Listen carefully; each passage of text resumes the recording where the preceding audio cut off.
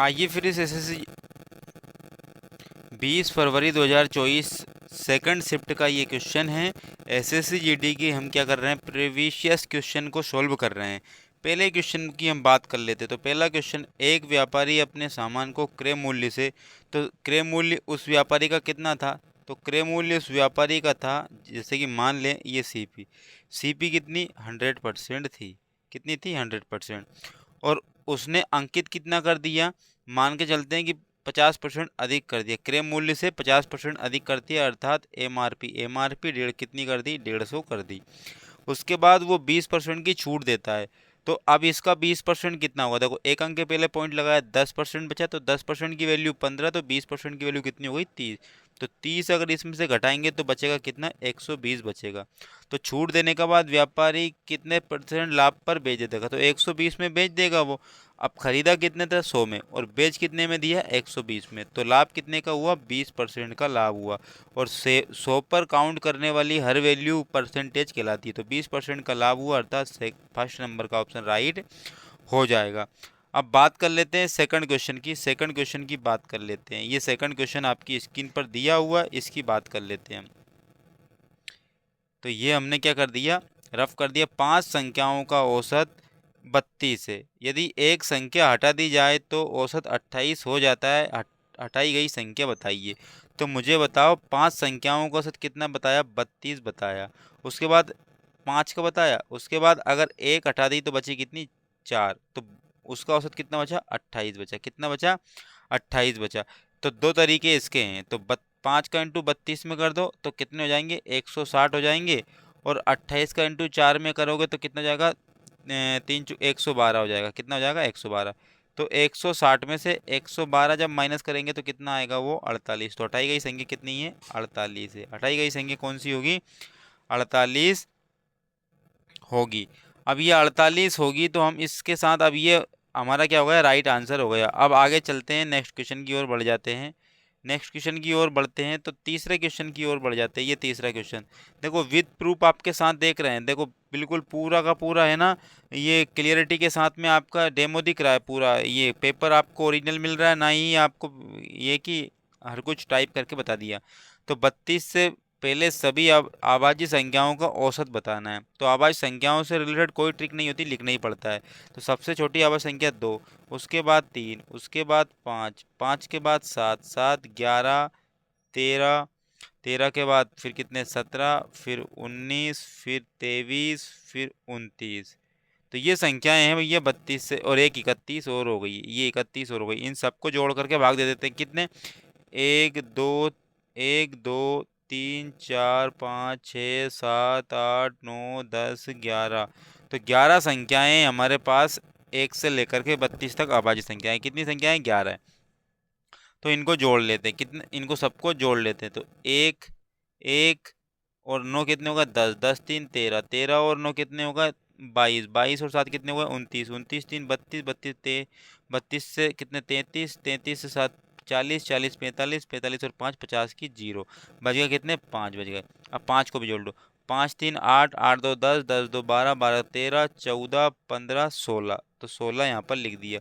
और यहाँ पर किससे भाग देना था, 11 से भाग देना था, तो 11 से भाग दिया, तो 11 एकम 11 बच कितने का, यहाँ पर 5 बच गए, हो गए 50। तो 11 चौके 44, बच कितने का 6, अब 60 हो गए। तो 11 5 55 पॉइंट लग गया भैया भागने का, उसकी जीरो, या तो 11 5 55, फिर 5 बच गए, फिर कितने हो गए, तो 14 पॉइंट कितने आ रहा है हमारे 5, तो 14.5 ऑप्शन कौन सा है, पहला वाला ऑप्शन है, राइट हो जाएगा। अगले क्वेश्चन की बात कर लेते हैं हम, अगले क्वेश्चन की बात कर लेते हैं। तो ये अगला क्वेश्चन आपकी स्क्रीन पर दिया है। अब यहाँ पर आप देखेंगे कि 3 नोटबुक और 6 पेन का मूल्य कितना, तो 3 नोटबुक प्लस 6 पेन, और इन दोनों का मिलाकर के कितना हुआ, 3,000 रुपये में उसने बेच दिया, कितने में बेच दिया, 3,000 रुपये में बेच दिया। उतने ही पैसे में, अर्थात वही 3,000 रुपये में, वही कितने रुपए में, 3,000 रुपये में एक व्यक्ति 12, मतलब कि एक नोटबुक कितनी, एक नोटबुक और प्लस में 12 पेन खरीदता है। कितने पेन खरीदता है, 12 पेन खरीदता है। यदि राजू 15 पेन खरीदना चाहता है तो उसे कितना भुगतान करना है, तो पेन खरीदना चाहता है, वो क्या खरीदना चाहता है, पेन।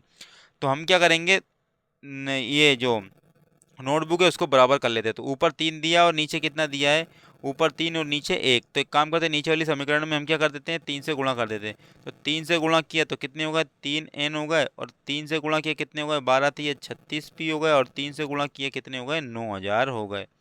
अब साइन चेंज कर देंगे, क्या कर देंगे, साइन चेंज। तो 3 से 3 कैंसिल।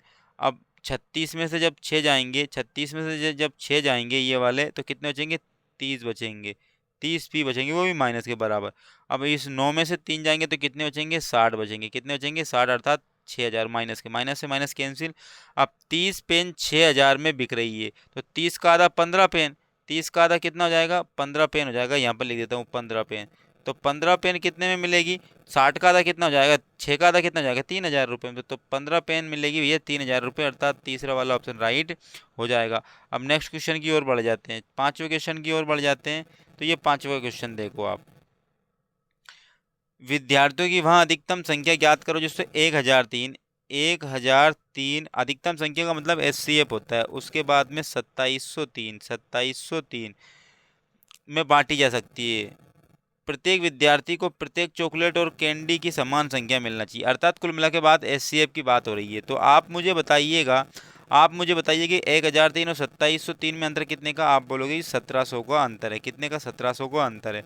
तो या तो आपको 1700 ही मिल जाएगा, आपको एचसीएफ कितना मिल जाएगा, 1700। लेकिन आपको तो ये देखना होगा कि भैया 1003 से क्या होता है, छोटा होता है, छोटा होगा एचसीएफ अगर होगा तो देखते हैं। 1700 का कोई फैक्टर होगा, तो 1700 का कोई फैक्टर दिख रहा है आपको, तो आपको दिख रहा है ऑप्शन नंबर ए में 17 खुद दिख रहा है फैक्टर। अब अगले क्वेश्चन पर बढ़ जाते हैं, अगले क्वेश्चन पर बढ़ जाते हैं। ये अगले क्वेश्चन पर बढ़ रहे हैं, हम छठे क्वेश्चन को सोल्व करते हैं। तो 384 मीटर एक लंबी रेलगाड़ी बिजली के खंभे को पार करती है 12 सेकंड में, मतलब खुद की लंबाई को 12 सेकंड में पार कर लेती है। और ये 12 सेकंड दिए हैं, और विपरीत दिशा से यात्रा कर रही समान लंबाई, लंबाई क्या है भैया, लंबाई क्या हो गई, समान हो गई, लंबाई बराबर लंबाई। तो 12 सेकंड में पार कर लेती है, अर्थात टाइम भी सेम लगा। या तो उस ट्रेन को पार करने में कितना लगा, 12 सेकंड लगे, और एक व्यक्ति को पार करने में, एक खंबे को पार करने में, एक पेड़ को पार करने में कितना समय लग रहा है, 12 सेकंड ही लग रहा है। अर्थात कुल मिला के बाद जब दूसरी ट्रेन की स्पीड निकालना होगा तो उस स्पीड बराबर क्या होता है, डिस्टेंस अपॉन में टाइम होता है। तो डिस्टेंस यहाँ पर कितनी दी गई, 384 दी गई है। उसके बाद टाइम कितना दिया है, 12 सेकंड दिए। किलोमीटर पर आवर में नहीं निकालना, मीटर पर सेकंड में निकालना, तो 12 से कैंसिल आउट कर देते हैं। तो 12 थी, ये कितने हो गए, 36 हो गए, बच गए 2 और 24 हो गए, 12 दूने कितने हो गए, 24, यानी कि 32 मीटर पर सेकंड आपका क्या हो जाएगा, राइट आंसर हो जाएगा। अगले क्वेश्चन पर बढ़ जाते हैं, सातवें क्वेश्चन की ओर बढ़ते हैं। यहाँ पर क्वेश्चन दिया है क्या, 6 पेन का क्रय मूल्य 5 पेन के विक्रय मूल्य के बराबर है। तो यहाँ पर बात कर लेते हैं हम सीपी और एसपी। तो 6 पेन का जो सीपी है वो बराबर है 5 पेन के एसपी के, वो बराबर है 5 पेन के एसपी। तो लाभ हानि बताइए। तो सीपी को हम लेके आएंगे और एसपी को बटे में लिया है। तो बताइए 5 तो सीपी और 6 का चलेगा नीचे, तो सीपी कितनी है 5 और एसपी कितनी हो गई 6, यानी कि 5 रुपये में खरीद कर 6 रुपये में बेच दिया, मतलब 1 का लाभ हो गया। तो 1 का लाभ हुआ, और लाभ हानि हमेशा किस पे होती है, क्रय मूल्य पर होती है, अर्थात 5 पे होगी। 1/5 बराबर कितना आता है, 20% फ्रैक्शन वैल्यू आती है। क्या आती है, 20% फ्रैक्शन वैल्यू आती है। तो जब 20% फ्रैक्शन वैल्यू आएगी, तो 20% फ्रैक्शन वैल्यू आएगी तो हमारा क्या आंसर हो जाएगा, 20% फ्रैक्शन वैल्यू में, यानी कि सी नंबर का ऑप्शन राइट हो जाएगा, तीसरे नंबर का हमारा। अब अगले क्वेश्चन पर बढ़ते हैं, आठवें क्वेश्चन पर बढ़ रहे हैं। ये आठवां क्वेश्चन देखो आप, 70 सेंटीमीटर आधार की त्रिज्या और 14 सेंटीमीटर ऊंचाई वाले बेलन का वक्र पृष्ठ का क्षेत्रफल ज्ञात करना है। तो बेलन का वक्र पृष्ठ का क्षेत्रफल होता है क्या है, बेलन का वक्र पृष्ठ का क्षेत्रफल होता है pi R square H, pi R square H. और यहाँ पर क्या होता है, 2 पाई आर स्क्वायर एच होता है बेलन का वक्र पृष्ठ का क्षेत्रफल। तो आइए देखते हैं इसको, 2 लिखा, पाई की वैल्यू कितनी है, 22/7 लिख दी, इनटू में आर बराबर कितना है, 70, कितना है, आधार की त्रिज्या 70। तो यहाँ पर क्या लिख देंगे, तो यहाँ पर लिख देंगे क्या, सॉरी यहाँ पर वर्ग नहीं होगा, क्या नहीं होगा, वर्ग। 2 पाई आर एच क्या होता है, 2 पाई आर एच जो होगा ना, वो होगा हमारा क्या आंसर इसके लिए, 2 पाई आर एच क्या होगा, 2 पाई आर एच वक्र पृष्ठ का क्षेत्रफल। तो आर कितना होगा, 70 होगा, कितना होगा 70। उसके बाद में यहाँ पर 14 सेंटीमीटर इसकी हाइट हो गई, कितनी हो गई 14 सेंटीमीटर इसकी हाइट हो गई। तो कितना आ गए 14 दूने 7 दूने कितने आ गए 14 आ गए। तो 22 दूने कितने होगा 44 और 70 दूने कितने होगा 140 हो गए। तो 140 और इंटू 14 44 करेंगे तो जीरो की जीरो आ गई। 14 चुके कितने होगा 56 हो गए, बच गए 5। फिर 14 चुके 56 और 5 कितने होगा 61, यानी कि 616 616 सेंटीमीटर स्क्वायर आपका राइट आंसर हो जाएगा। अब नेक्स्ट क्वेश्चन की बात कर लेते हैं। नेक्स्ट क्वेश्चन की बात कर रहे हैं, यानी कि 9वां क्वेश्चन। अब अगले क्वेश्चन पर बढ़ते हैं। देखो, एक मैच का विक्रय मूल्य कितना है 6875 रुपये। यदि लाभ कितना हो रहा है 25% हो रहा है, तो मैच देखो 25% की फ्रैक्शन वैल्यू क्या होती है, 25% की फ्रैक्शन वैल्यू 1/4 होती है। तो 4 पे 1 का लाभ हुआ, मतलब कि कितना हो गया 5 5 कितना होगा 4 पे 1 का लाभ हुआ तो क्या हो गया, तो 4 पे 1 का लाभ ये, तो कितने हो गए 5, यानी कि उस व्यक्ति ने क्या कर दिया 5 पर बेच दिया। क्या कर दिया 5 पर बेच दिया। और सेलिंग प्राइस इसकी क्या है 6875 है। कितनी है 6875। अनुपात में हमारा कितना है 5। और आपको निकालना है क्या क्रय मूल्य। क्रय मूल्य कितना है भैया 4 है। कितना है 4। तो 5 से कैंसिल आउट करेंगे कितना जाएगा 5 एकम 5, यहाँ लिखेंगे 5 एकम 5 बच गया 1 तो 18 हो गया, 5 3 15 बच गया 3 37 हो गया, 5 7 35 बच गया कितने 2 5 25, यानी कि 1375 आया। कितना आया 1375 और इनटू में करना था 4। तो 13 चुके कितने हो गए 52 और 75 दूने 75 चुके कितने हो गए 300। तो 5200 और 300 कितने होते हैं 5500। तो 5500 रुपये आपका क्या हो जाएगा आंसर हो जाएगा। सीपी आपकी राइट आंसर हो जाएगा। अब नेक्स्ट क्वेश्चन की ओर बढ़ जाते हैं। नेक्स्ट क्वेश्चन की ओर बढ़ रहे हैं। ये नेक्स्ट क्वेश्चन देखो अब आप 10वां क्वेश्चन। तो 10वें क्वेश्चन की ओर देखते हैं। किसी धनराशि पर 5 वर्ष के लिए प्राप्त साधारण ब्याज, तो साधारण ब्याज है 5 वर्षों में 2/5 हुआ। कितना हुआ 2/5। तो ये 5 पर 2 रुपये ब्याज मिला। तो आप देखो 2 रुपये ब्याज मिला, वो कितने वर्षों के लिए 5 वर्षों के लिए। और हमेशा ब्याज किस पर मिलता है सीपी पर मिलता है। और सीपी कितनी है 5 है। और आपको अगर परसेंटेज में निकालना है तो परसेंटेज के लिए लगा देंगे 100। तो 55 25 25 चूंकि कितने हो गए 100 और 4 दूने कितने हो गए 8% उसकी क्या रहेगी दर रहेगी। अब नेक्स्ट क्वेश्चन की ओर बढ़ जाते हैं। नेक्स्ट क्वेश्चन की ओर बढ़ जाते हैं। 11वें क्वेश्चन को सोल्व करते हैं। तो ये 11वां क्वेश्चन देखते हैं हम। इसको देखते हैं 11वें क्वेश्चन को। 0.1 का स्क्वायर, तो 0.1 का स्क्वायर करोगे तो क्या हो जाएगा 1 का स्क्वायर तो 1 ही होता है, लेकिन यहाँ पर 1 अंक के पहले पॉइंट है, लेकिन इस बार क्या हो जाएगा 2 अंक के पहले पॉइंट हो जाएगा प्लस में। यहाँ पर अब 2 अंक के पहले पॉइंट है तो 4 अंक के पहले पॉइंट हो जाएगा। कितने अंक के पहले पॉइंट हो जाएगा 4 अंक के पहले पॉइंट हो जाएगा। तो इसका मतलब ये स्क्वायर हो कर दिया हमने। अब इन दोनों को जोड़ेंगे, क्या करेंगे इन दोनों को जोड़ेंगे, इसको जोड़ देंगे और इसको जोड़ देंगे।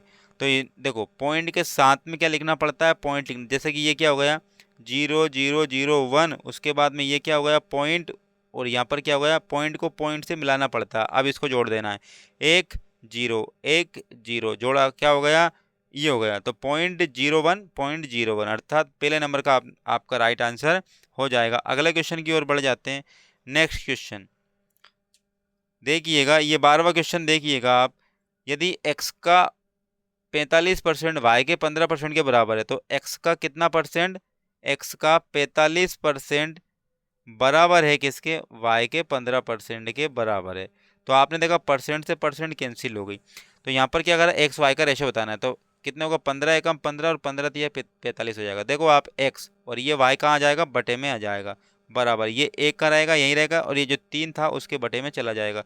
अर्थात x की वैल्यू 1 हो गई और y की वैल्यू कितनी हो गई 3। तो 1:3 आपका क्या हो जाएगा राइट आंसर हो जाएगा, अर्थात दूसरा वाला राइट आंसर हो जाएगा।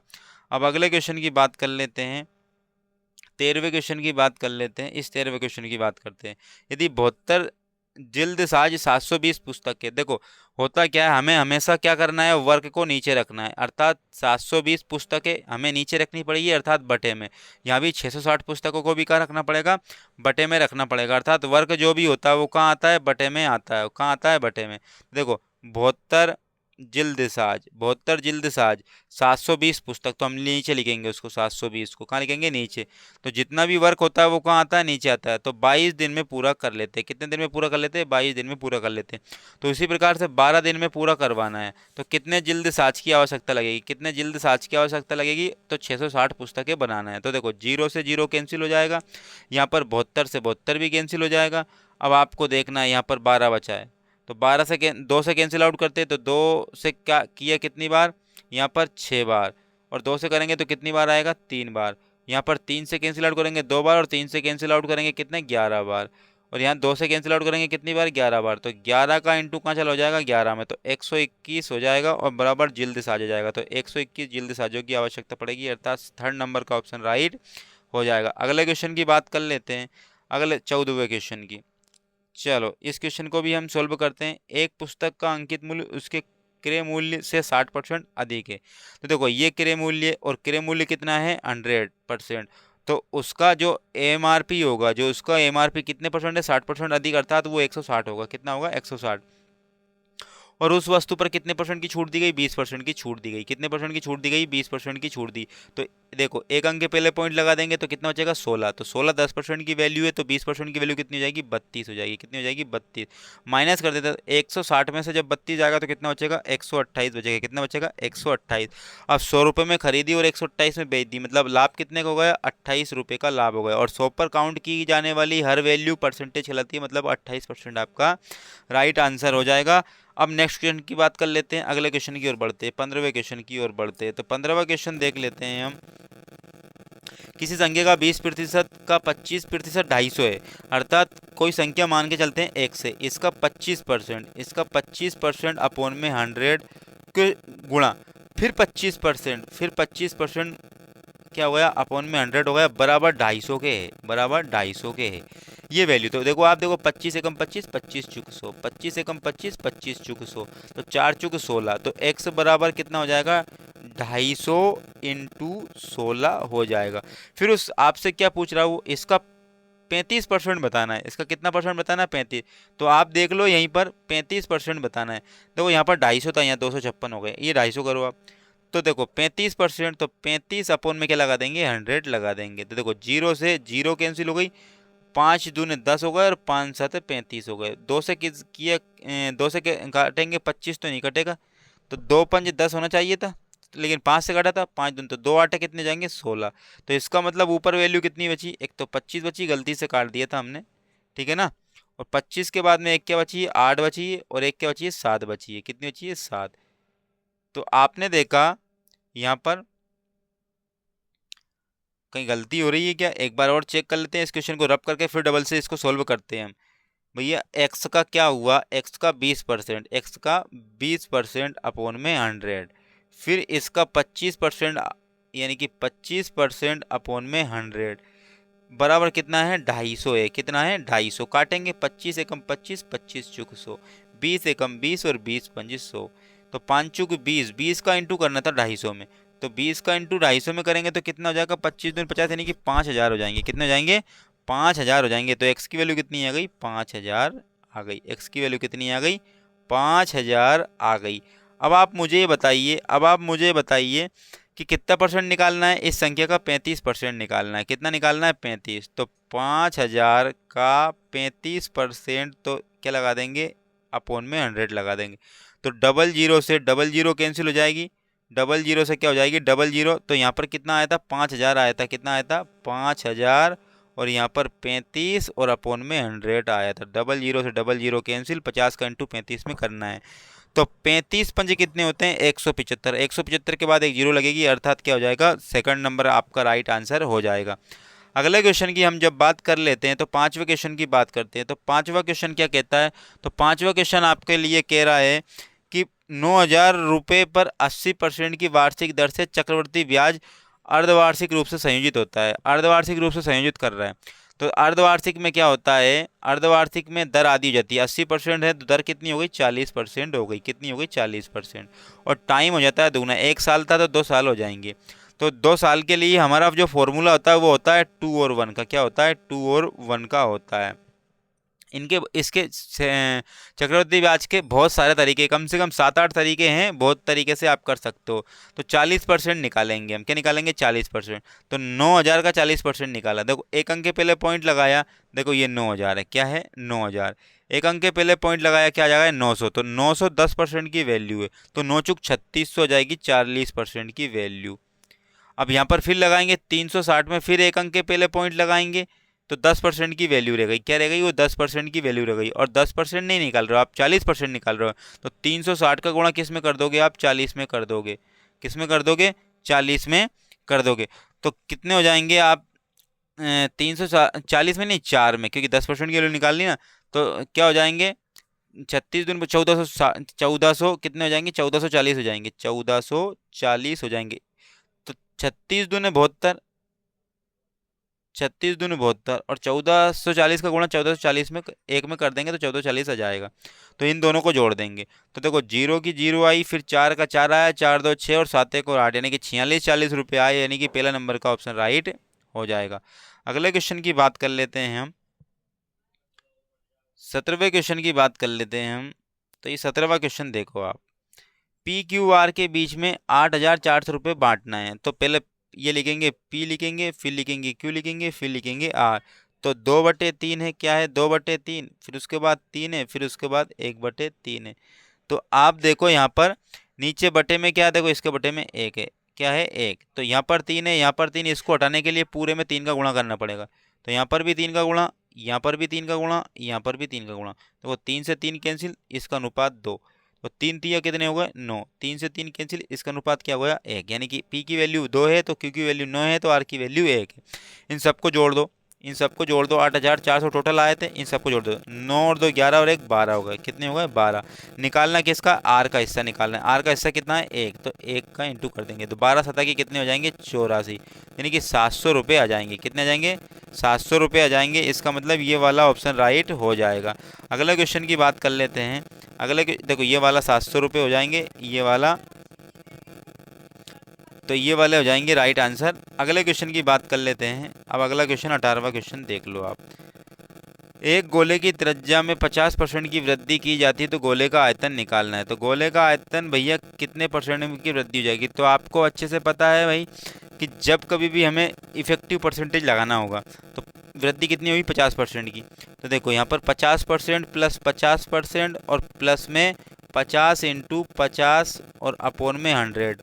ऐसा क्यों किया, क्योंकि ये फॉर्मूला होता है। देखो x प्लस वाई, अगर ये अलग अलग हो तो, लेकिन सेम हो तो x x लिख देंगे, फिर क्या लिखेंगे एक्स वाई अपोन में 100। ये इफेक्टिव परसेंटेज का क्या होता है, फॉर्मूला होता है। इफेक्टिव परसेंटेज का ये फॉर्मूला होता है।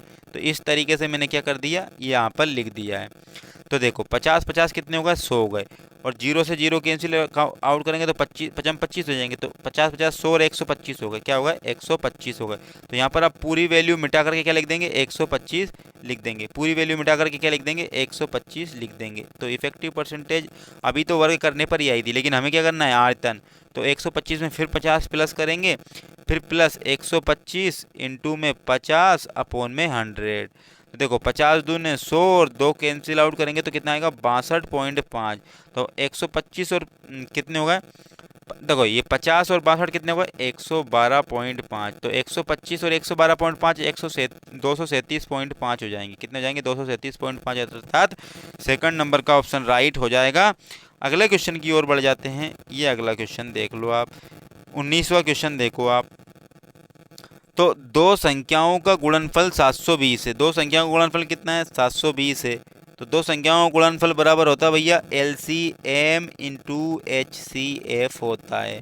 तो 720 दिया है दो संख्याओं का गुणनफल, LCM आपको निकालना है, HCF कितना दिया है 4, 4 से कैंसिल आउट करोगे 180 बार जाएगा तो LCM कितना आ जाएगा, LCM आ जाएगा 180, यानी कि थर्ड नंबर का ऑप्शन राइट हो जाएगा।